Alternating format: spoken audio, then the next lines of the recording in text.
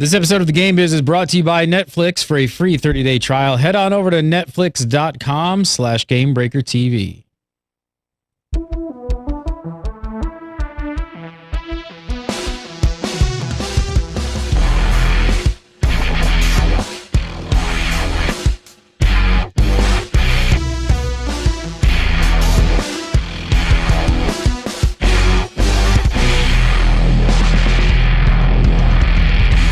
What's up, everybody? Welcome back to the Game Biz episode number 6 for August 29, 2013. I'm Gary Gannon, and you're watching Gamebreaker TV. He's joining me, as always, on the Game Biz, the one, the only Mr. Monty Sharma. How are you, sir? I'm doing great, Gary. And you know what? My son found something interesting. Oh, yeah? I sent you a link. It's from Guild Launch, and what they did was they're running a survey on what the best game is, best community, all that stuff. Well, they've got this category for notable gaming personality. Who is the best gaming personality of 2013? And there's Gary Gannon. I was impressed to see it. Not just that, but there you are with Felicia Day and Will Wheaton. So I think props to you. Oh, thank you, sir. Yeah, Felicia Day. I don't know who this other person is. Total Biscuit. Shaw of Happiness, Will Wheaton, Husky, Tobiscus. Wow, that's kind of neat. Thank you. Hey, illustrious company. I don't know. Who would I vote for? I think I'm going to vote for. Yeah, take it off screen. Vote for Gary. Vote for me, I guess. Yeah, good. Interesting. Yeah. Guild Launch. Community.guildlaunch.com promotions / Dragon Slayer, it looks like. Cool. Very cool. So there's a whole bunch of different questions up there. So I guess I'm one of them. Thanks so much for pointing it out. Cool. All right, so we're back to a normal format this week on the Game Biz. You guys send in questions. Monty answers them. First up, the hot topic of the week is Final Fantasy XIV, and Steven says, "Hi, Monty. With all the recent launch issues hitting Final Fantasy XIV, why do games, MMOs in particular, have so many issues at launch? Are they not able to estimate how many players actually want to play their game?" Yeah, they're able to estimate how many players will play their game, but there's two things usually that that's leading into these problems. One of them is you don't know sort of the pattern and methodology of how people are logging in, how long they're staying on, all that sort of thing, and all of that causes drag on your servers. And so until you really see that profile, you can't tune your software in the best way. So there's a little bit of that. More of it is in the first week or so, you have this massive spike. And the spike can be, 5 to 10 times what your steady state will be for the rest of the month. It'll be, 10 times what your sort of population base will be the next month. And so, companies will look at it and go, all right, wait a minute. Are we actually going to put in 10 times the amount of servers we think? Because if we're off, this is hundreds of thousands to millions of dollars. Not only that, though, if we're going to rack, let's say, 100 servers, not only do we need the servers, which, let's say they're using cheap 1U boxes, so you're looking at $2-3 a box. You also need to get the rack space. You need to get the cooling. You need to have all of that stuff in the facility. And to get that, you need to sign a 3-year contract. So you're going to have a ton of servers for 3 years, which, a lot of companies, it's just unsustainable. So what they'll do is they'll say, look, we're going to run really tight at launch, and, as we run into problems, we will get as many servers as we need, and we'll tweak the software, but then we're only spending money we know we need to spend. And on the go ahead. No, I think some of what a lot of the questions around the Final Fantasy launch in particular are so there are things missing like a login queue. We're very used to logging in and you are the 500th in line and your estimated time and wait. They don't have that in place either. They actually had to shut down digital sales. They've shut down character creation on a rolling basis on worlds, and they've pretty much have it to the point where you go to log in, and it says the world is full. Try again later. and it's literally a click fest of luck of the draw. So I think a lot of people are having questions going, well, what happened here? Like, at least why do you think that is this sound? I mean, I know we can only speculate, right? We don't know what's going on in the back end screens, but any idea why they may not have like a login queue? So not having a login queue says to me they didn't expect this many people, not even remotely close to this many people. So, last version Final Fantasy didn't do so well. They look at it and go, well, we'll get about this many people. Great, we've got enough servers. We'll leave it alone. This happens, so they're doing two things right now. One is there's a couple of engineers working their tail off writing a login queue. There's a team that's working on improving the server code so that things flow in faster, because every day they shut down digital sales. That sales money lost. Yeah, and they have a chance of never getting it again, because once the buzz is gone from it, there might not be people back. And I'm sure they've ordered more servers, but the way server purchasing works is you can't just go to Best Buy and say, hey, look, fill the back of my van up. I'll take we what need a you couple got. boxes and just go, I'll run down the street to the server farm and hook them up. And go to rack them. Not going to happen. So you order servers, they're custom built. So, the chips that go in, the drives, all of that stuff are expensive. And so nobody has them in channel. So you buy custom built stuff. It'll take you 2 weeks, usually, on a normal order to get servers in. Wow, that's really interesting. Yeah. Nobody stocks this stuff. It's too expensive. In corporate purchasing, the guys who normally buy servers, they know 2 weeks in advance what they need to serve. It's not an impulse buy. So, I know of cases with major manufacturers where they closed the deal with, a huge company whose business they really, really wanted, but they don't have enough servers for them. So they'd actually go and they'd rip them off from other people who had servers in channel. So a server's making its way from manufacturing to this customer. And these guys, the company intentionally is hijacking those servers to give them to the better customer. And then, you as a small customer get we're sorry, we know we said 2 weeks, but we ran into a glitch, blah, blah, blah, some excuse. It'll be here in another week. It happens. It happens fairly often. So it's not a simple thing. I'm sure they're freaked out and working hard at it. And actually, I think you're right, because this just got posted within an hour or two on xivnation.com. They've actually just broke the record again. So this is 218,000 concurrent users for Final Fantasy 14. Yeah, I think that it really sounds like they just did not have an idea of how many people were actually going to play this game. This open beta for FFXIV saw a new record for concurrent users for a Japanese company's game. Weeks later, we have now seen this record fall twice when Yoshi P confirmed that the concurrent users for Square Enix's MMORPG had reached 187,000, and more recently checked in at 218,000. Wow. So yes, why? How do they not have analytics though to kind of gauge the excitement, the pre-sales, all that stuff? I mean, it just it's a really tough thing on the game side in that how many games have we been excited for?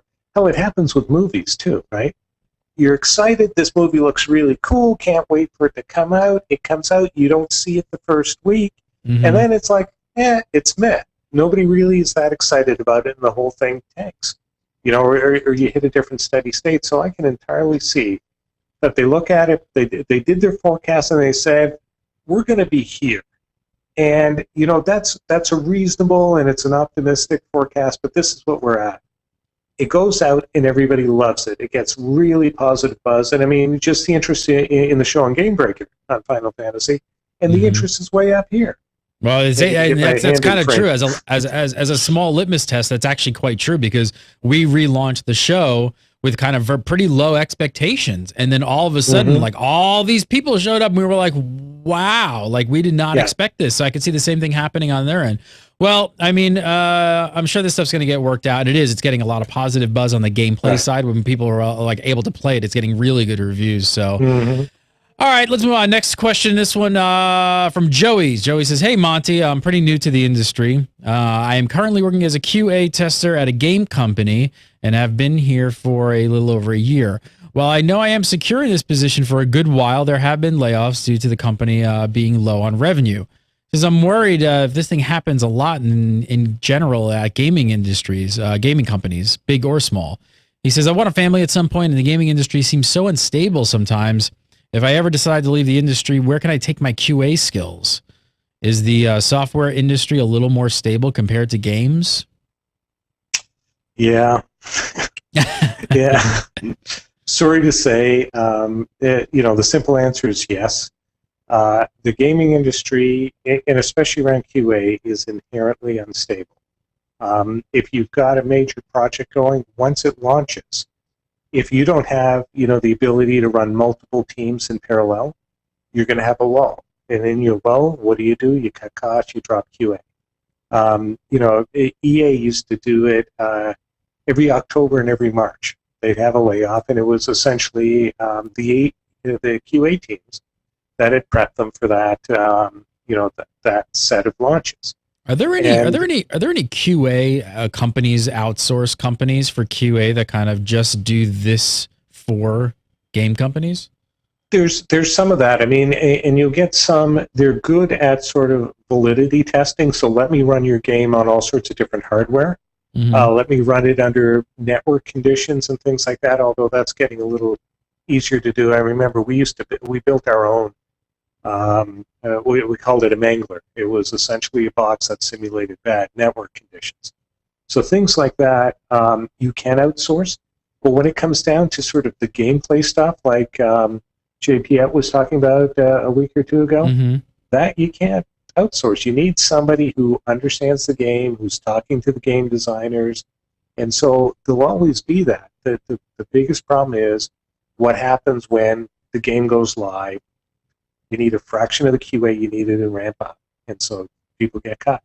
I wonder if there's a business there. I wonder if there's a business for a company to hire really, really good quality gamers who can provide really good data back on just all different games, and then these people in QA then don't have to be in risk of losing their job because you move from game to game to game at some point. I don't know. It might be interesting. It might be something in a big place like LA or the Bay Area. You might be able to pull that off. But in terms of the software industry, your question there, it is more stable in terms of a game is really cyclical. It's really hit-driven. There's not a lot of forecasting that you're able to do. I mean, we just talked about it with Final Fantasy. When you're in enterprise software, consumer software, that sort of stuff, it's a lot more predictable. And so if you have a QA team, you're not going to dump them every 3 months, every 6 months.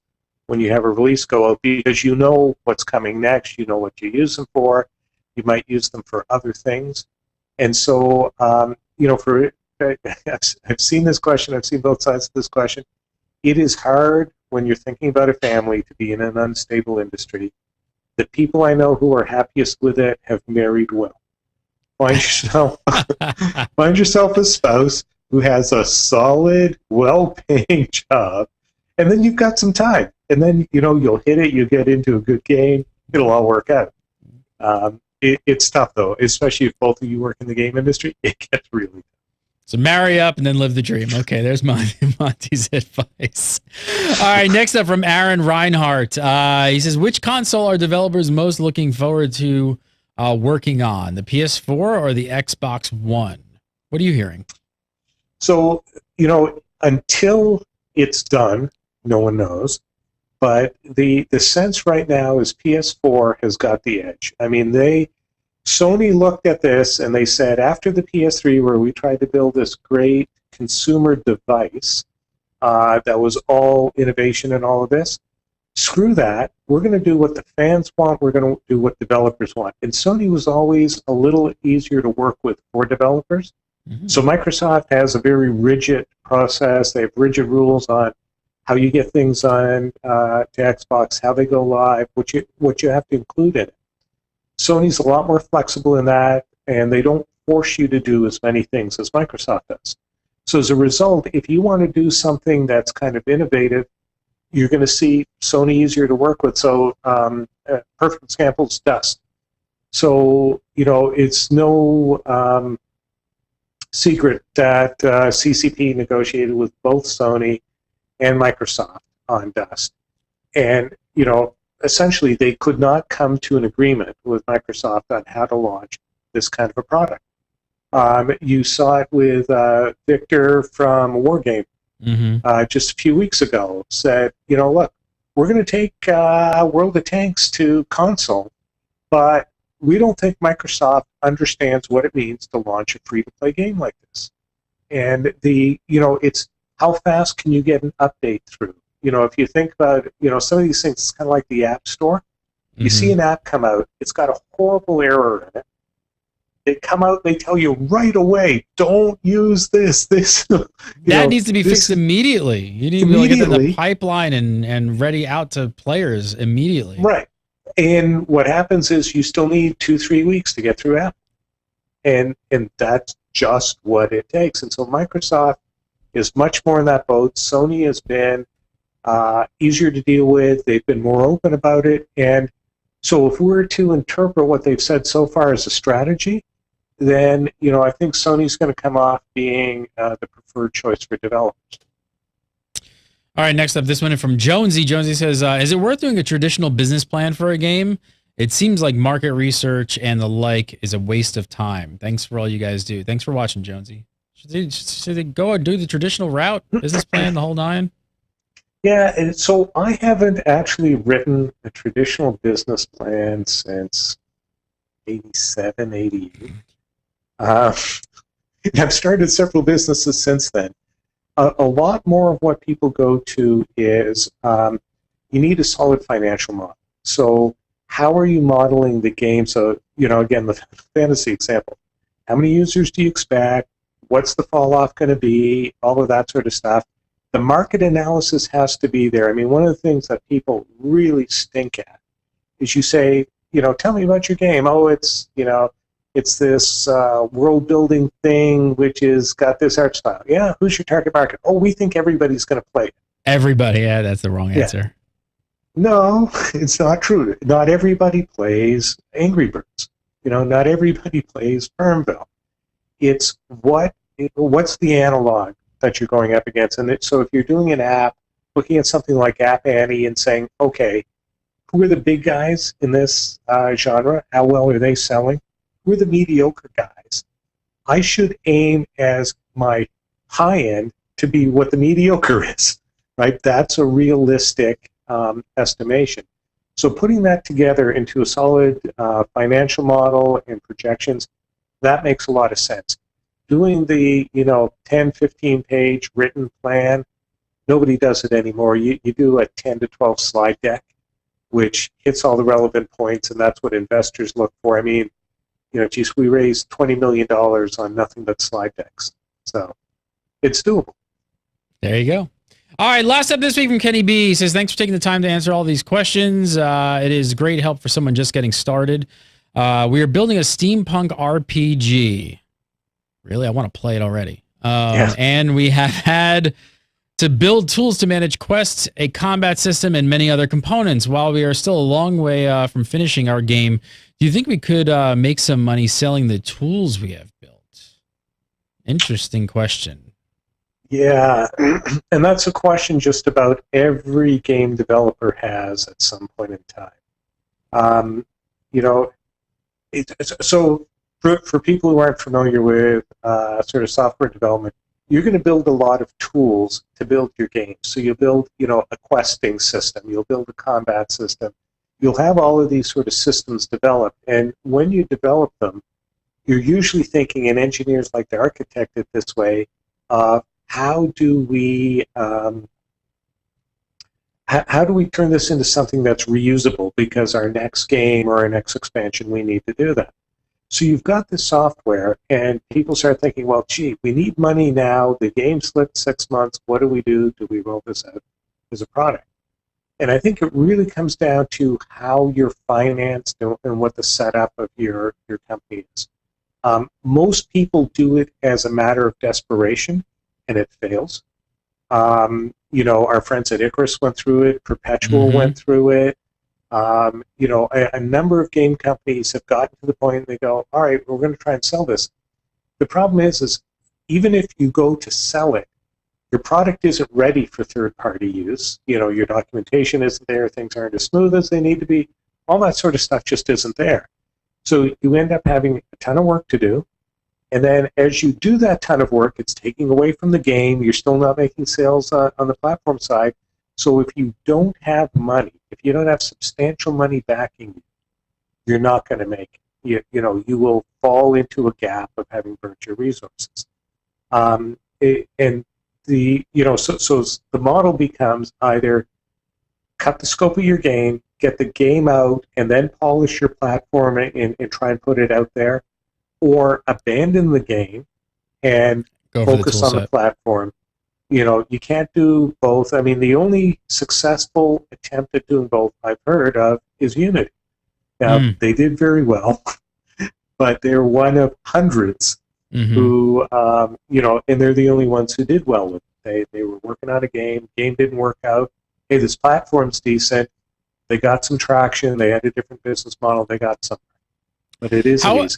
How important do you think it is for somebody in this position, though? Because I've heard some stories where a lot of companies will, when they're building these tools, even if they're not looking to sell the tools to outside entities, they do look at building them in a way that is scalable so they can create different genres of games, multiple games, things like that. And then does that make it easier for them to possibly go out and raise money? It does to a certain extent. VCs, especially if you're getting VC funding, what they like is you're building some sort of a platform that you can leverage to scale more. So last week when we had Seth Civic on, Seth's whole thing is it's not just a game, right? It's a platform that they can do multiple things on, and because of that, the first game doesn't have to make it. There's a bunch of other companies like that who have been funded essentially on first game doesn't have to make it. The problem ends up being, what are you really focused on, and how do you get that out the door? And I think that's where most people fall down. They don't do a good enough job on that. Monty Sharma, you can follow him on Twitter at Monster, MONTSTER27. And if you have questions for the Game Biz, send them to monty@gamebreaker.tv. That's where you can email us, monty@gamebreaker.tv. Always a pleasure, sir. Always insightful. We do the show live Tuesdays at 3. Come on over for the live show. And make sure you send your questions. We love video questions. So if you guys have a video question, record yourself up on YouTube. Keep it like 30 to 60 seconds. And then email us the link to monty@gamebreaker.tv, and we'll play it on the show. Have a great week. Thanks so much for watching, and we'll see you next week for some more Game Biz.